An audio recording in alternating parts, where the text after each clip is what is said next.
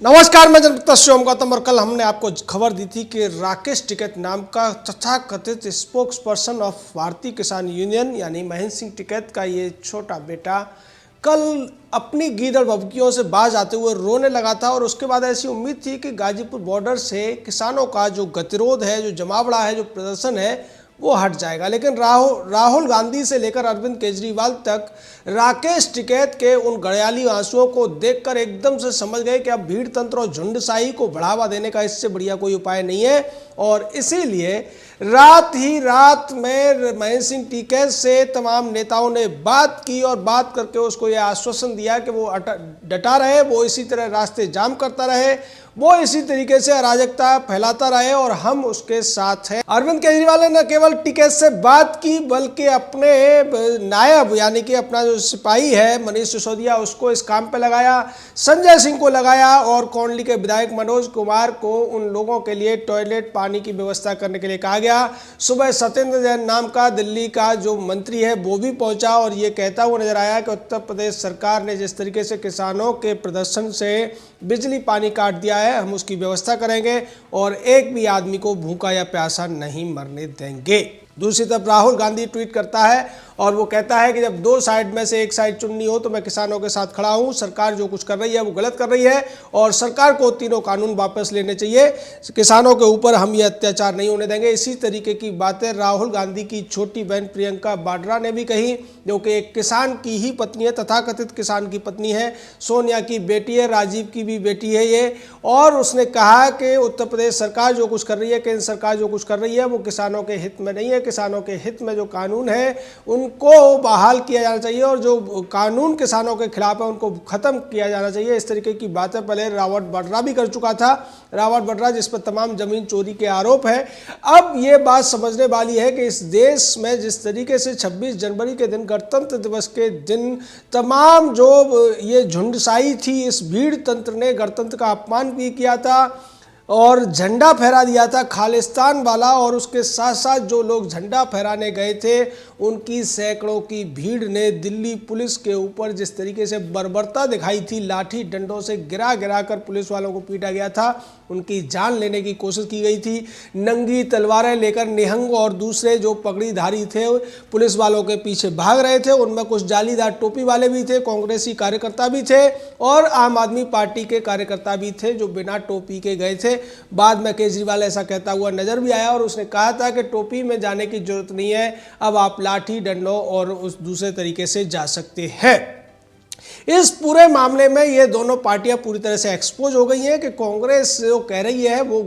अलग है और जो कर रही है वो बिल्कुल अलग है। एक तरफ कांग्रेस के सांसद रवनीत सिंह बिट्टू बार बार कहते हैं कि इस पूरे के पूरे आंदोलन को खालिस्तानियों ने हाईजैक कर लिया है, जबकि कांग्रेस पार्टी का अध्यक्षा जो अंतरिम अध्यक्ष है और पूर्व अध्यक्ष राहुल गांधी या फिर पंजाब का मुख्यमंत्री कैप्टन अमरिंदर सिंह ये कहते हैं कि किसानों को बदनाम करने की कोशिश की जा रही है और उनके खिलाफ जो लुकआउट नोटिस जारी हुआ है वो गलत है।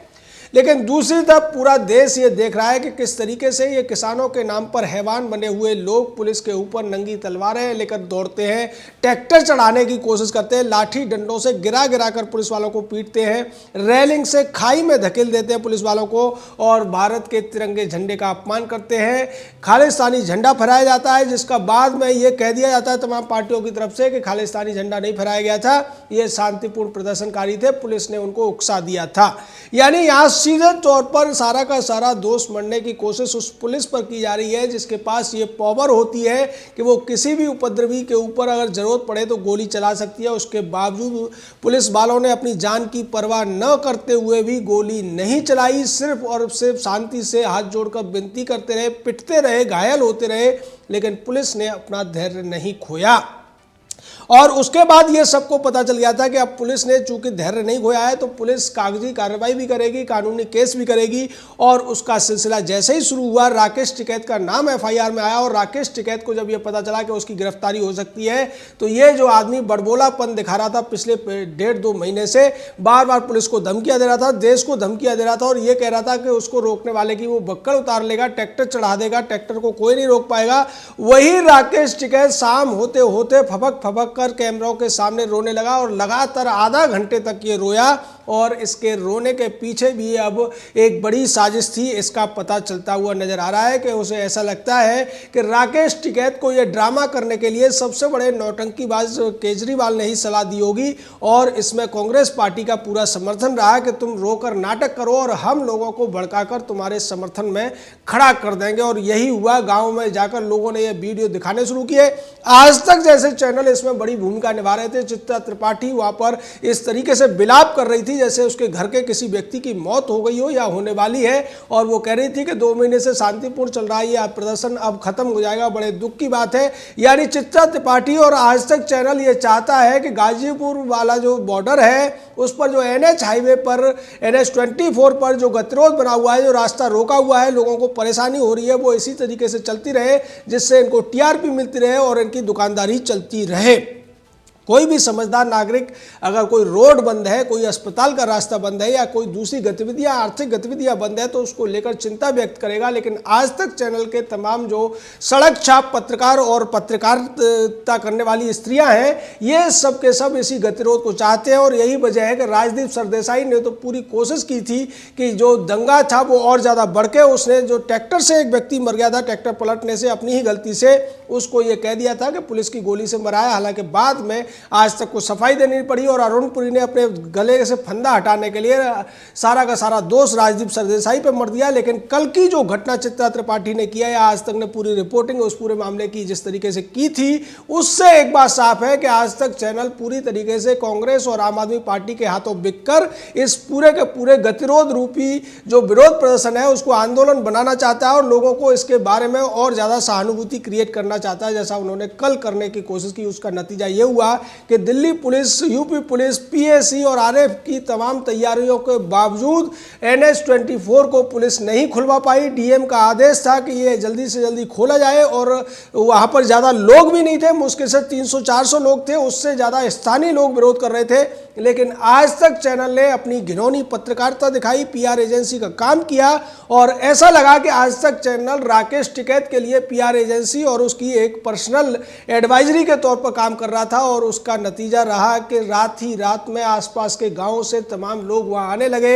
आम आदमी पार्टी सक्रिय हो गई, राहुल गांधी सक्रिय हो गया और भी तमाम दूसरे विपक्षी नेता राकेश टिकैत से बात करके इस मामले में उसका साथ देने के लिए राजी हो गए। दरअसल इसके पीछे कारण यह है कि ये सब नेता ये चाहते थे कि जब तक बजट सत्र चले तब तक ये किसानों का आंदोलन किसी तरीके से खत्म नहीं होना चाहिए। लेकिन गणतंत्र दिवस पर जो शर्मनाक हरकत इन लोगों ने की, उससे पूरे देश के लोगों का गुस्सा इस किसान आंदोलन के खिलाफ था और इसी वजह से ये आंदोलन खत्म होने की कगार पर पहुंच गया था। लेकिन उसको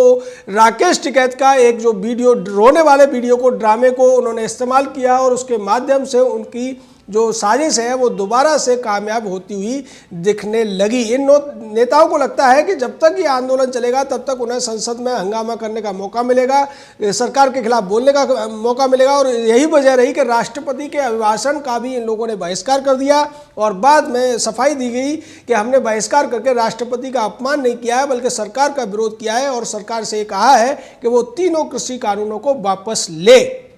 यानी विपक्ष के पास न तो अपनी ताकत बची है, न अपनी बुद्धि बची है, न अपने तर्क बचे हैं। वो किसानों के कंधे का इस्तेमाल पहले चोरी छुपे कर रहा था और अब जिस तरीके से राकेश टिकैत के ड्रामे की कहानी सामने आई उसके बाद तो विपक्ष खुलकर किसानों के नाम पर राजनीति करने सामने आ चुका है। अरविंद केजरीवाल जिसकी सड़क छाप राजनीति, घिनौनी जो खैरात की राजनीति है वो दिल्ली में कामयाब हो गई थी, वही केजरीवाल चाहता है कि उत्तर प्रदेश में उसकी राजनीति चल जाए और ऐसा करने के लिए वो राकेश टिकैत का सहारा लेता हुआ दिख रहा है। दूसरी तरफ कांग्रेस पार्टी है जिसकी राजनीति लगभग समाप्ति की ओर बढ़ रही है। राहुल गांधी को तमाम कोशिशों के बावजूद सोनिया गांधी नेता नहीं बना पाई। उसका सपना प्रधानमंत्री बनने का था लेकिन वो नहीं बन पाया और इसी सपने को बार बार पूरा करने की नाकाम कोशिश में कांग्रेस पार्टी अब खुलकर उन लोगों का साथ देती हुई दिखाई दे रही है जो इस देश में लोकतंत्र की जगह झुंडशाही और भीड़ तंत्र लागू कर देना चाहते हैं, जो रास्तों को रोककर आर्थिक गतिविधियां बंद कर देना चाहते हैं, जो लोगों की रोजी रोटी पर सवाल खड़ा कर देना चाहते हैं। क्योंकि जब रास्ते ही बंद हो जाएंगे तो जो मजदूरी करने जाने वाले लोग हैं वो कैसे जाएंगे, उनके पास अपना साधन नहीं होता है, वो सार्वजनिक राजनीतिक साधनों से ही चलते हैं। और जितने लोग गाजियाबाद से दिल्ली नौकरी करने आते थे या दिल्ली से गाजियाबाद नौकरी करने जाते थे, उनको इस पूरे के पूरे गतिरोध से कितने समस्याओं का सामना करना पड़ रहा है। सिंघू बॉर्डर पर जिस तरीके से गतिरोध है, उससे तमाम जो हरियाणा से आने वाले या हरियाणा जाने वाले लोगों को दिक्कतें हो रही हैं। लोगों को शादियों में दिक्कत हुई थी और उसके अलावा अस्पताल जाने वालों को भी दिक्कत हुई, लेकिन यहाँ की विपक्षी पार्टियों को इससे कोई लेना देना नहीं है। उन्हें सिर्फ और सिर्फ अपनी राजनीति चमकानी है, सिर्फ और सिर्फ अवसरवाद का फायदा उठाना है, सिर्फ और सिर्फ सरकार पर सवाल उठाना है। चाहे उसके पीछे तर्क हो या न हो, वो अपना कुतर्क करते रहेंगे और हर कुतर्क करने वाले, हर देश के खिलाफ बोलने वाले, हर देश के खिलाफ लोगों को भड़काने वाले का साथ देते रहेंगे, जैसा उन्होंने जेएनयू के मामले में किया था, दिल्ली दंगों के मामले में किया था। और अब जब जिस तरीके से गणतंत्र पर सवाल उठाने वाले, गणतंत्र को अपमान करने वाले, भीड़ तंत्र झुंडशाही के जो तमाम झंडाबरदार थे, उनके साथ कांग्रेस पार्टी, आम आदमी पार्टी और दूसरी जो छुटवैया पार्टियां हैं, चाहे अजीत सिंह की पार्टी हो आरएलडी, उसकी तरफ से भी अजीत के बेटे ने, ये जयंत चौधरी ने कहा कि हम भी साथ हैं महेंद्र सिंह टिकैत के। इसके पीछे एक वजह और है कि महेंद्र सिंह टिकैत अजीत की पार्टी से अमरोहा से एक बार चुनाव लड़ चुका है लोकसभा का, और उसमें इसको केवल 9,000 के